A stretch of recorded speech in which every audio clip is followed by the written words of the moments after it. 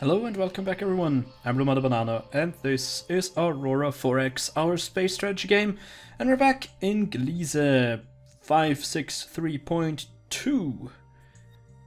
And we made an interesting discovery last time, and that is actually this system. And we have kind of a ship graveyard, if I zoom out, over there, and that's a planet with liquid water. You just showed off to bring you back up to speed. Hopefully that opens up. Yeah, there we go.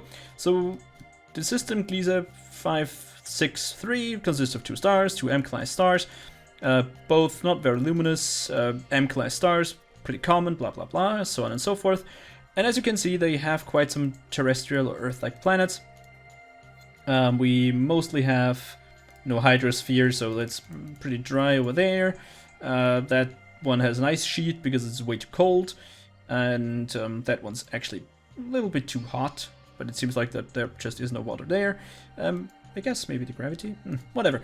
Yeah, but the main thing is the ship graveyard is on this one. It's on Gliese 563, I just say Gliese B. So the second one is a terrestrial planet. As you can see, colony cost pretty darn low. I guess it's mainly due to the gravity and the low atmospheric pressure. But it has liquid water. It has freaking liquid water over there, and that most likely means that there are precursor ruins there, and some alien ships tried to invade this and got wrecked.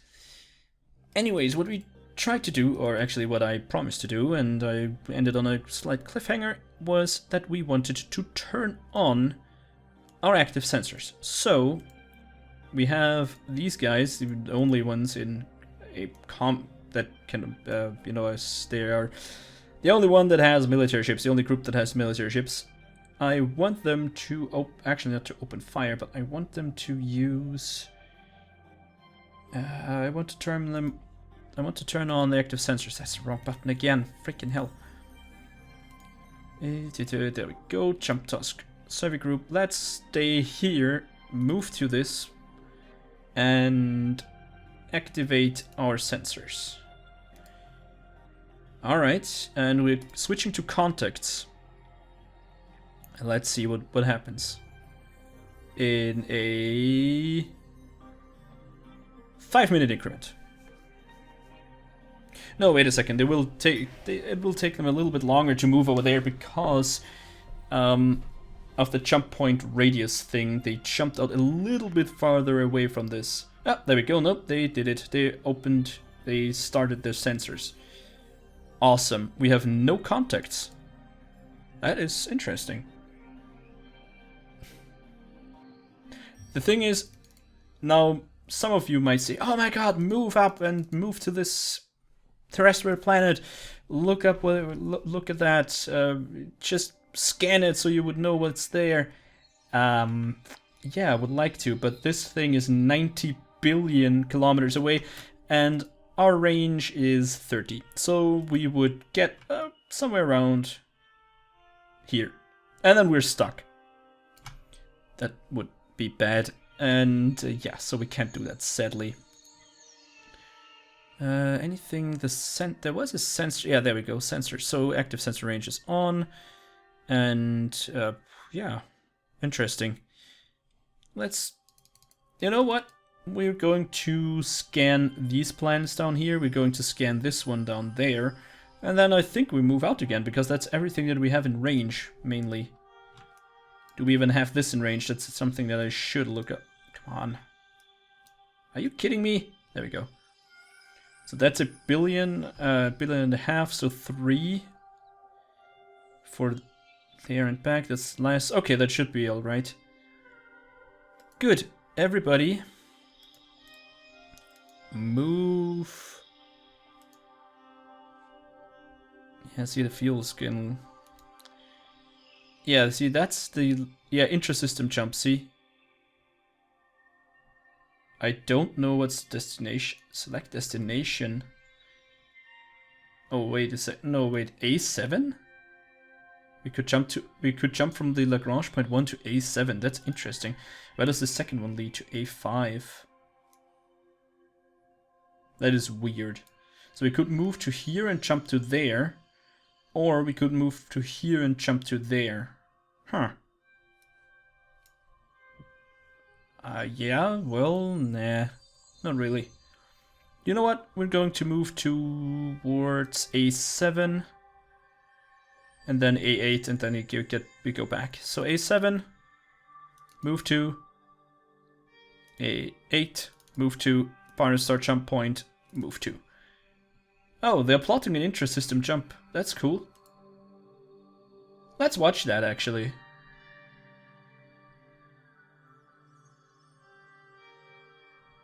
They automatically plot this intra-system jump. That's cool. Yeah, that's an intra-system jump. That makes a lot more sense than what I said. Intrasolar? Well, I guess you could say that. I mean, intrasolar would just mean that you make the jump.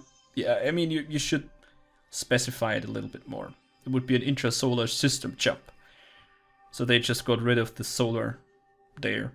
Because it's a solar system, right? There's a sun and some planets around. It's a solar system. Must be a solar system. It's perfectly fine. Alright, so they're moving out. I like that. I want my contact list up though. Because we might detect something. Would surprise me, but it could happen. It's weird that these things are called Lagrange points actually. Usually you wouldn't really. I mean, as far as I remember... Oh, there we go. What the hell? Where are you going? Did I do something wrong? Are you moving to 8? What? Moving to please 8. You moved to... What the hell are you doing? You moved this way? 8 is over there. Or did we just miss this? That is weird, I don't get it. Did you really move to there, jump there, and then move to... That is weird. I mean, it doesn't make any sense. It's no difference. I don't care. I don't actually care. As long as there is no contact, I'm fine. And at least we now have some... Oh, look at that! The political reliability just went up of our governor of Earth sector, actually. Alright, nothing here, I guess. From the looks of it. I think we should have been able to detect it with our active sensors. Anything, actually. Well, in that case, we will plot another move, and that's just to go home. Actually, rather boring here. I mean, there are a lot of interesting stars, really, but... Barn start jump point, you're moving there anyways. Go for a squadron transit, and go to Sol with a standard transit, and go home to Earth. And refuel, actually. Yeah.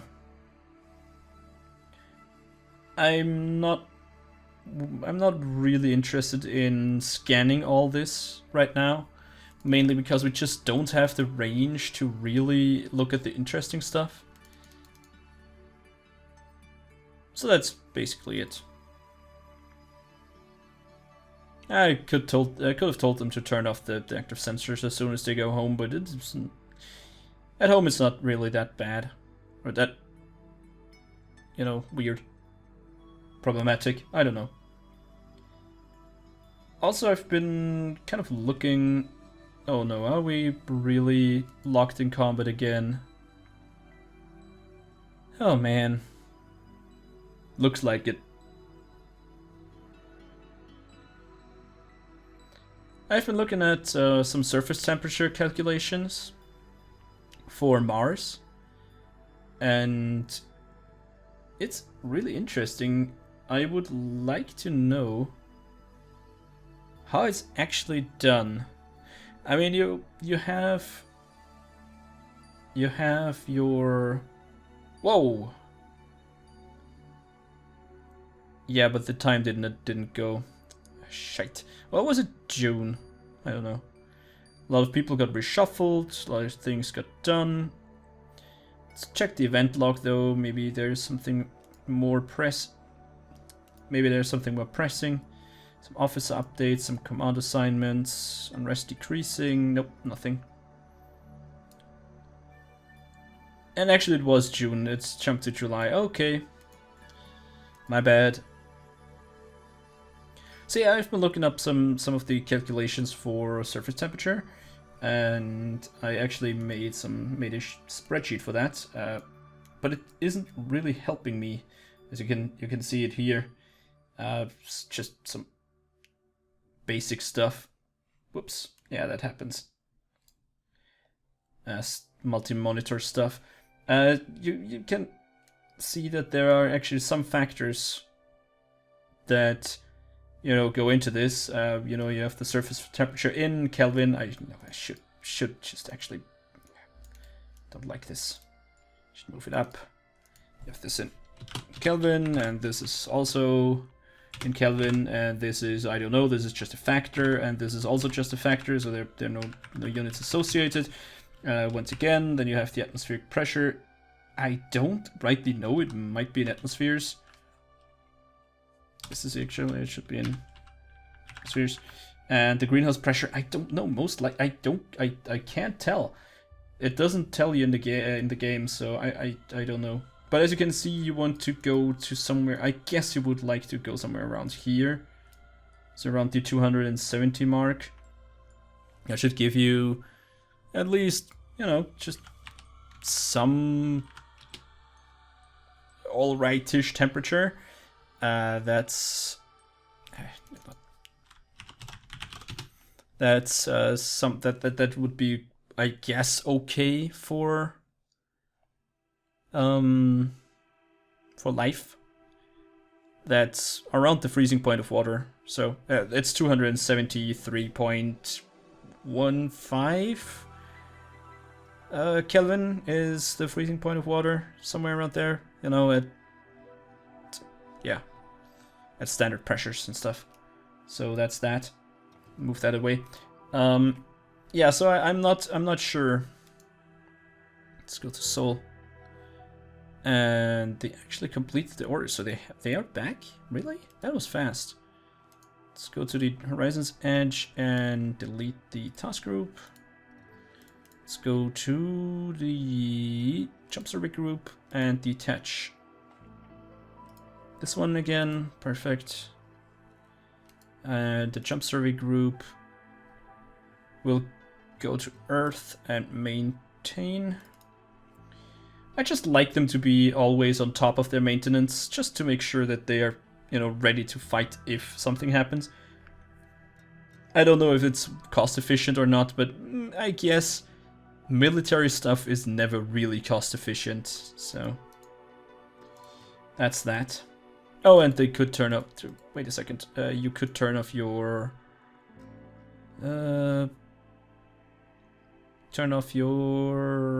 active sensors. Thank you very much. Nice. Okay. So yeah, let's go back to Mars, because that's what I wanted to show off. As you can see down here, these are that's the formulas. And if you once again look at this, come on, there we go, to go through with some force here, because it's just so the edge of the screen is sticky. So yeah, as you can see, this is just multiplying the base temperature times this greenhouse factor times the albedo, whatever that is, and that's actually pretty much what it says right here. The base temperature in Kelvin, that's what you can see, base temperature in Kelvin, over here, 225, which I should modify because I used the surface temperature for whatever reason. But if I type in 225, could just do this. Should change everything, perfect. So we need to go somewhere around here, maybe. But I don't know how to get this greenhouse pressure. Because you can see there's this greenhouse factor and this list, and it's 1.05 at the moment. That's actually a lot. 0.5, we're somewhere around... It's not even on the screen anymore. Weird. Oh, but I get it. This calculation is somewhat wrong. You to go to 225 all the way. Holy cow. That will take a while. Yeah, that will take a while. Yeah, come on. Stupid office. Yeah, it'll take a while to climb up this. Oh my god, that's freezing. Oh well. Let's get rid of this. So yeah, that might take some time to warm up this whole planet. Oh yeah, well, anyways, let's in that case just can't do anything but wait. Darn it.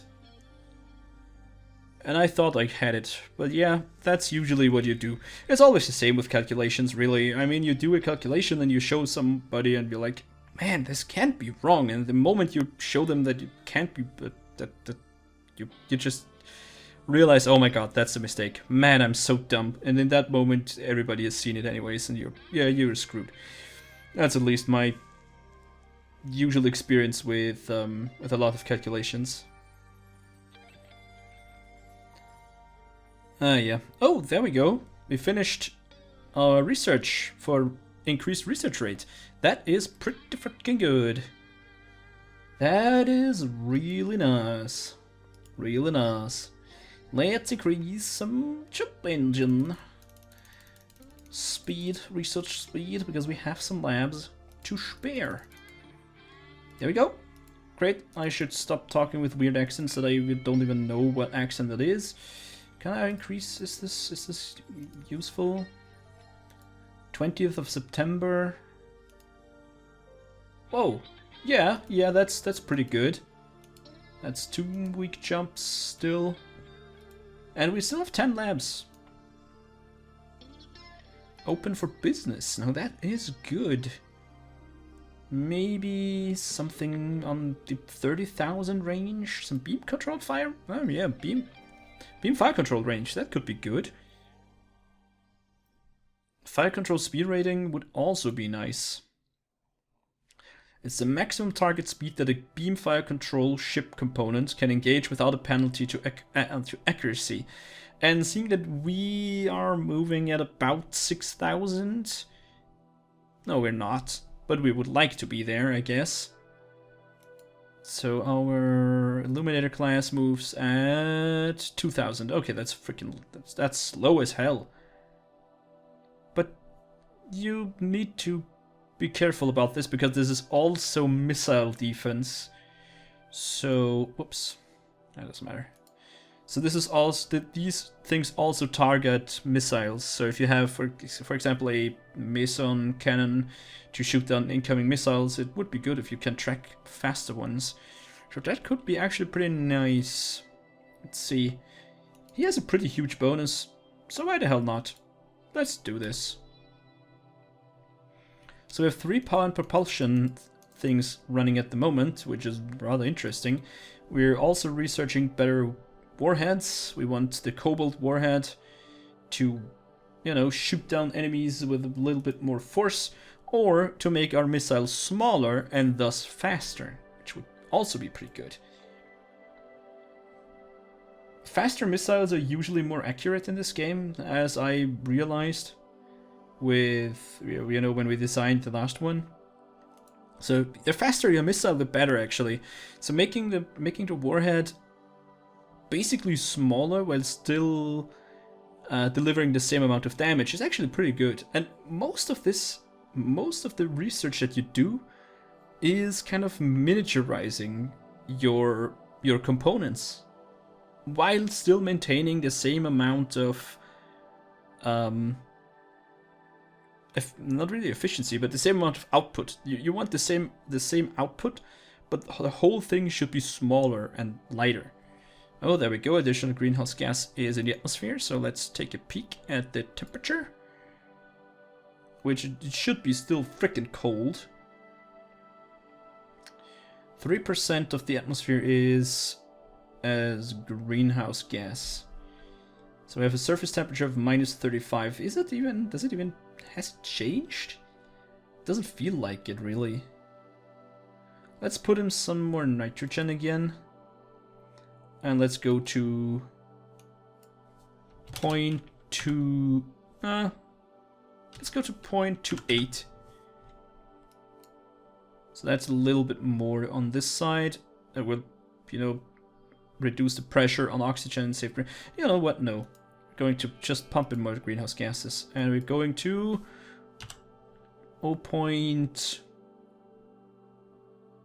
I don't know. 0.5?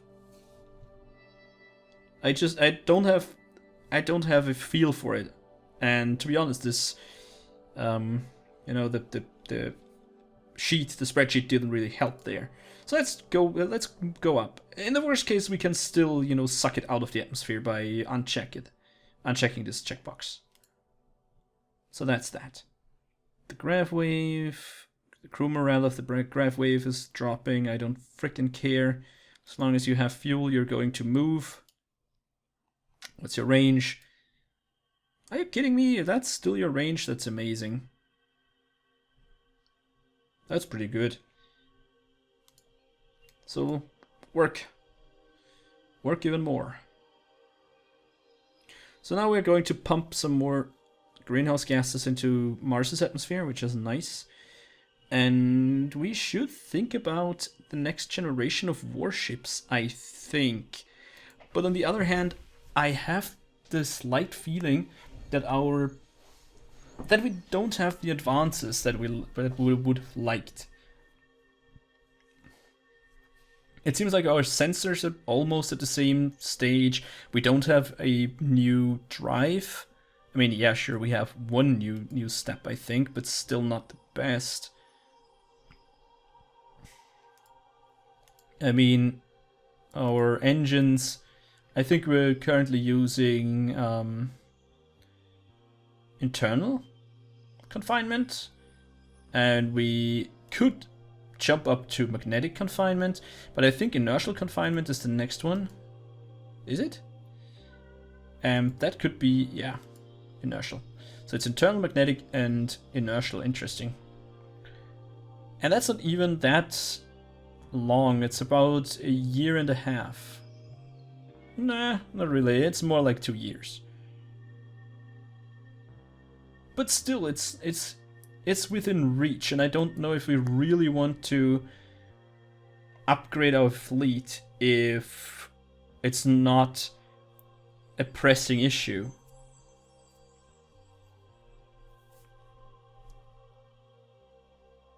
Yeah, I don't know. I have the feeling it's not a good idea. Oh, are we locked again? I have the feeling we're locked again. Man, that truly is the most boring part about this game. Waiting until somebody else has finished fighting. I mean, come on. Really? Oh well.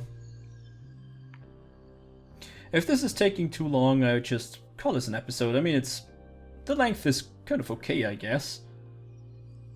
Yeah, I think I'll call it an episode, and I will do this clicking game in between episodes again.